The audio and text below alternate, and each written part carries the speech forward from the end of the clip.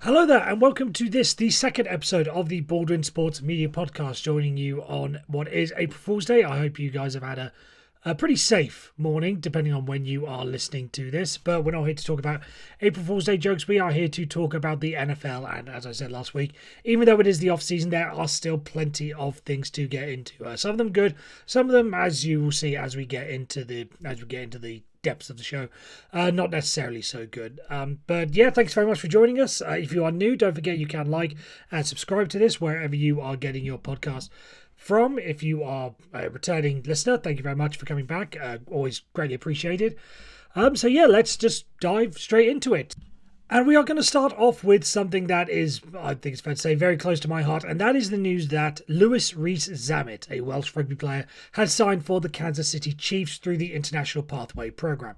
Now, for those of you who don't know, if you are an international player that wants to join the NFL in whatever ways, you have two ways of doing it. If you are under the age of 16, you have to go through what is the NFL Academy, which is based in Loughborough back in the UK, and it's effectively treated like a high school. You still have to go to classes. You still play a couple of games. It's not quite a full schedule, but there's opportunities for you to do drills and work out and all that sort of stuff. Whilst they do play a couple of games, but it's not like high school where you're playing every single week in order to get the attention of scouts. But with this being an NFL academy and through the NFL itself, there are contacts and connections and whatever there is to get the attention of American universities who will offer you scholarships. Whether it be Division 1, Division 2, Division 3, you can make your way to the NFL through any of those means. So if you are under 16, you go through the NFL Academy until you're 18, and then you go off to an American university. If you are above the age for the NFL Academy, though, what you do is you go through the NFL International Player Pathway. And what that is for players who have already developed themselves as athletes and who play other sports. So like Louis Rees-Zammit, for instance, is a rugby union player, Welsh international. In this latest crop of class, there were a bunch of Irish players who were Gaelic footballers. There's whatever, there will always be players who are playing from other sports. I believe, if you're Australian and they think you could do well and you play Australian rules football, if you played rugby league, for instance, down there, there are a multitude of sports that people think, you have the transferable skills to go to the NFL and they will spot you, and if you want to do it, then you can do it. And Louis Rees-Zammit has done exactly that, signing a $700,000 contract with the Kansas City Chiefs. And I've got to say, I think Louis Rees-Zammit has fallen into the perfect situation here when it comes to who he could have signed for. All these players have gone through a number of teams they've tried out with a bunch. I was slightly worried that he was going to sign with the Cleveland Browns just because they are the Cleveland Browns, and I don't want to see any success, and I wouldn't want to wish the Browns as an organization onto someone like Louis Rees-Zammit. But with the Chiefs, and with his skill and his speed and his skill set he has found the perfect place to go to. Because with Andy Reid, that he is going to cook up something incredibly special for him. Whether he does just start off, as I believe he is going to do, just as a kick returner, especially with the new kickoff rules, giving players a chance to get ahead of speed and, get a little bit of momentum going before they return, rather than, it always being a touchback. There is going to be a chance for him to be something incredibly special. I'm not going to go right off the bat and say he's going to turn into Deion Sanders or Pat Peterson in his prime, or Devin Hester, for those of you who may, depending on which area you tended to watch football. He's not going to be that right away. He's not going to be getting touchdowns every single week. But he's going to be incredibly effective for the Kansas City Chiefs in that role. And he's going to be used also as a running back and a wide receiver because he is incredibly fast. I don't know whether or not he's necessarily, I know he's not necessarily the fastest rugby player that I've seen, with my own eyes at least. Brian Habana of the South Africans from the mid to late 2000s. He was just something special. If you wanted to have a return guy in the NFL, he was the guy you wanted to go to. But anyway, as a running back or a wide receiver, if you get him in even a yard of space, he is going to do something incredibly special because his speed, his sidestep, as well, or his juke, which I believe is the technical American term for it. He's going to give defenders nightmares if they just especially with the new tackling rule of not being able to, where exactly you're going to be able to tackle him. He is going to be an absolute nightmare for defenders to have to deal with. Now, again, the fact that he signed up this early, there is going to be an adjustment period.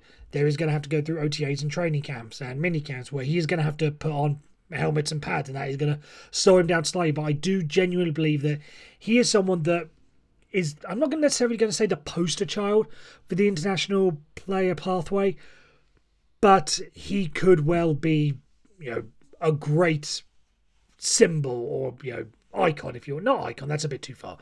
But a great example of how the pathway can work.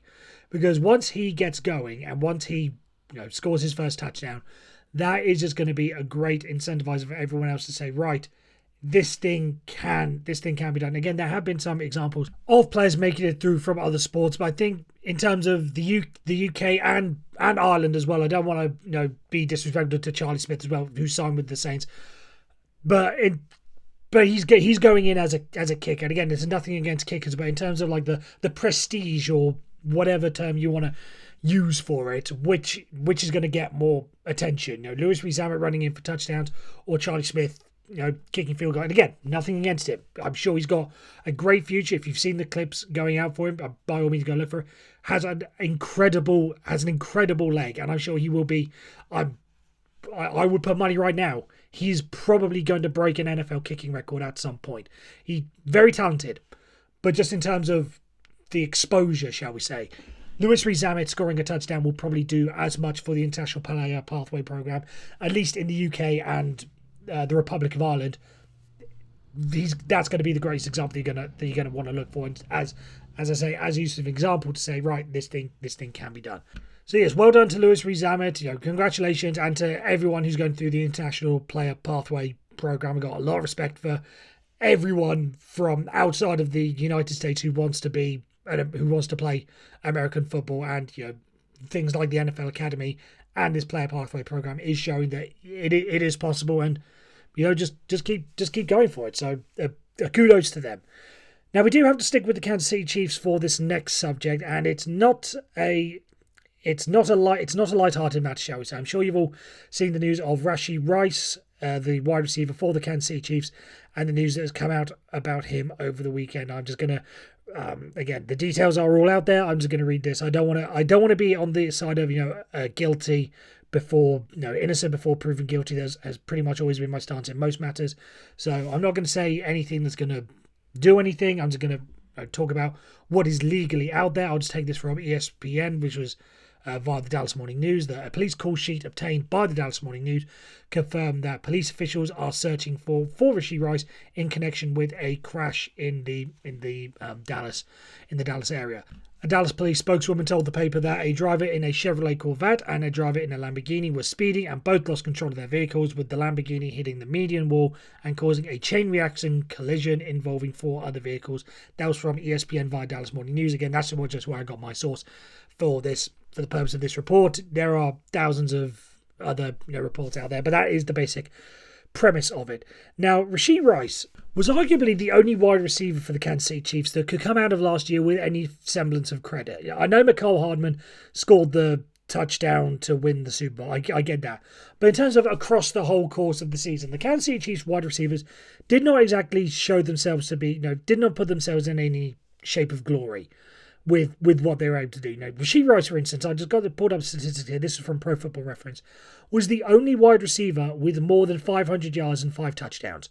The only one. Wide receiver in the NFL, given how offensive-minded this is and how easy it is for wide receivers to put up numbers if they want to. He was the only wide receiver, I should say. Travis Kelce was over 500 yards and 5 touchdowns. But Rashee Rice was the only wide receiver with that number. And the wide receivers were pretty much the one thing holding the Kansas City Chiefs back over the course of this season. Again, they worked it out in the end, and their defense was able to put up a good job. But over the course of the season, wide receivers not doing very well. Rashee Rice was the only one who came out of it with any semblance of credit. And I say that because, obviously, again, and I want to state, innocent before proven guilty. Nothing has been done yet. He hasn't been arrested or anything like that. But we know how the NFL operates. No one has died in this crash. Again, I'm not trying to downplay, but it's not like the Henry Ruggs situation from a couple of years ago. But even so, if the NFL choose to suspend him over this, which is within their right to do, if they think this is conduct detrimental to the league in however he did, again, with the NFL, I do not rule any of these things out. But if they were to decide to suspend him, that is going to cause a big problem for the Kansas City Chiefs, because he is, as I said, the one player, the one wide receiver that Patrick Mahomes could rely on last season. And who's to say that it's not going to be pretty much the same situation this year? Rice has shown himself to be potential to be a number one star franchise wide receiver in the NFL off the back of last year. And this second year, you'd like to think he could take that next step to proving that. But if he's going to be away from the team for say a couple of games or whatever, then this could have a very bad impact and caused effect on the Kansas City Chiefs as a team. So you have to hope, at least if you're a Kansas City fan, you have to hope that this doesn't turn out to be a situation where he does get suspended for conduct detrimental to the league. Either that, or the Kansas City Chiefs are going to have to hope that the wide receivers they have on their books right now, or if they decide to target some during the upcoming draft, are going to be able to step up to what he was. Because I'm not sure. I don't want to be the one to say the Chiefs dynasty is coming to an end. They showed last season that despite all the trials and tribulations and all the issues with wide receivers, they still have a lot of potential. But even so, if you are going to be this team that does it, that wins the Super Bowl 3 years in a row, having someone like Rashee Rice to be able to count on is going to be incredibly important to that. So again, I don't necessarily think this is going to be, if he were to be suspended, it's not going to be a season-long thing. But if he's suspended even one game, it could very well come back to haunt him. So you do have to wonder, and again, if you're a Kansas City Chiefs fan, maybe start to not necessarily panic, but perhaps worry just slightly whether or not this incident is going to come back to have a big effect as we move on towards the start of the 2024 season. Sticking with wide receivers now for our next story, and this one concerns Tyler Boyd formerly of the Cincinnati Bengals. No, he's formerly of the Cincinnati Bengals, now a free agent, and there has been talks over the past couple of months that he could potentially be a member of the Pittsburgh Steelers. Now, for those of you who don't know, Tyler Boyd is a Pittsburgh guy. He went to high school here, went to college at Pitt, and there has always been that sense that he might want to come back. In fact, if you read some of the reports, it has sort of been hinted that he wants to play for his hometown team. He wants to play for the Pittsburgh Steelers, and the Steelers would like him back. In fact, they have been engaged in negotiations. But it looks as if those negotiations might well be coming to an end, because according to Mark Kaboly of The Athletic, a report over the weekend, saying that the Steelers are unwilling to increase their offer to Tyler Boyd, making the signing a long shot. Now, he doesn't necessarily rule out the possibility that it's going to happen. Again, the longer that this goes on, maybe Tyler Boyd doesn't see the offers that he maybe would have expected. Maybe the Steelers are the only ones in the market for him, and they decide, right, I'd rather, to borrow a phrase from Ramon Foster, former Steelers guard, on his own show, oatmeal is better than no meal. Maybe that will be his maybe that will be his mindset that, okay, this is the only offer I have available to me, then I'll take it. So again, Mark Kaboly says it's a long shot. I still think there is a chance that it is going to happen. I think a player like Tyler Boyd, who last season had 67 catches, 667 yards, which averages out at perfectly 10 yards reception and 2 touchdowns. There is a market for him. He's not a number one wide receiver, but given what the Pittsburgh Steelers are looking to do and what he could do, pretty much elsewhere, he's a solid number 2 wide receiver. So I think there is a market for him, but it looks as if maybe the Pittsburgh Steelers are the only ones in the market for him. So I think this is going to come to a head at some point, and he is going to sign for us. It just might take a little bit of time. But yeah, Tyler Boyd is someone that I really would like to see with the Pittsburgh Steelers. If the assumption is that George Pickens is now going to take his rightful place as the number 1 wide receiver for the Steelers, now that Deontay Johnson has been moved on to the Carolina Panthers, Tyler Boyd slotting in as that number 2 is a very fine option with the likes of Calvin Austin third as number 3, Van Jefferson as number 4, and then whoever else we want to bring in, maybe through the draft or undrafted free agency or trade, working further down the list. But you are looking at a pretty solid lineup there for Russell Wilson or Justin Fields. Russell Wilson to start with, but maybe Justin Fields to work with moving forward. So Tyler Boyd, not making too many moves towards the Pittsburgh Steelers, but as I said, I think it will come to fruition eventually. And finally, the final bit of news that came out over the NFL over the weekend. Perhaps they were all taking their time off for Easter, but not a lot of stuff really going on. But the news that the New York Jets have traded for Haason Reddick from the Philadelphia Eagles just caught my attention because I saw a lot of people talking about how stacked this makes the New York Jets defense and how great it is going to be. And in fairness, it was a pretty good deal for them. They are sending a conditional 2026 third-round pick for Reddick, which can change if he reaches 67.5% of playing time and records at least 10 sacks. Those are the conditions of the trade, and the New York Jets will take on $14.5 million of his contract for his upcoming season. So, on the surface at least, a very good deal. And I can't remember, I think it was PFF pointing out how stacked is this New York Jets defense now that Haason Reddick is on there. And it got me thinking, no one has ever questioned or doubted what the New York Jets are doing on defense. For the past couple of years, even before the Aaron Rodgers thing, everyone knew how talented they were. Going back to last season, the Jets were 3rd in yards allowed and 12th in points allowed. So this defense was already pretty damn good. And potentially even getting even better as the likes of Ahmad Sauce Gardner continues to get even better and more used to the NFL, as Jermaine Johnson keeps adding stuff on the defensive line and Williams. And again, everyone knew that the Jets defense was great. It was always the offense. So all this stuff about how good the New York Jets are going to get. And again, I'm not doubting what Haason Reddick can bring. He's an incredible player, has double-digit sacks in each of the past 4 years. He's an important piece. But I just don't see where all the fuss is or why there is so much fuss about the New York Jets adding another defensive player. Unless everyone is just admitting that they are going to have to be the ones to carry Aaron Rodgers.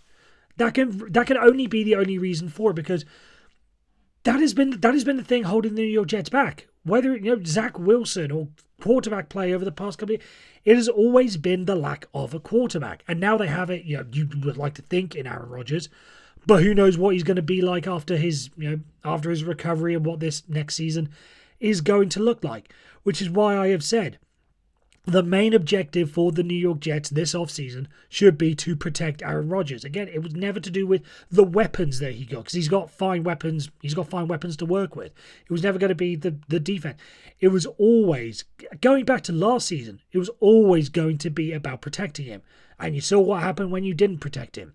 Which is why I have to think the New York Jets are going offensive line in this draft. Even if they have to go 1, 2, 3, 4, well, not 2, because the 2 is the one they gave to the Packers. In fact, how about that story, by the way?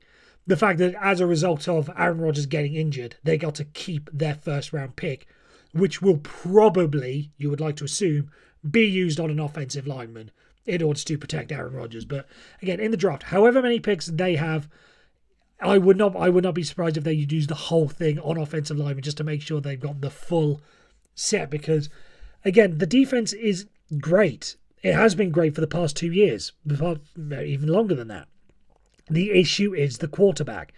And if you do not protect Aaron Rodgers, you can have, I have no idea what the steel curtain, you can have the steel curtain out there. I'm just trying to think what the great defensive names of the past were, because I was going to say the defensive equivalent of the greatest show on turf. That doesn't really quite work. The steel curtain, the no-name defense, the keeper with the Jets, the New York Sack Exchange, the Legion of Boom, the Legion of Zoom with the no-flies, all those great defenses of the past.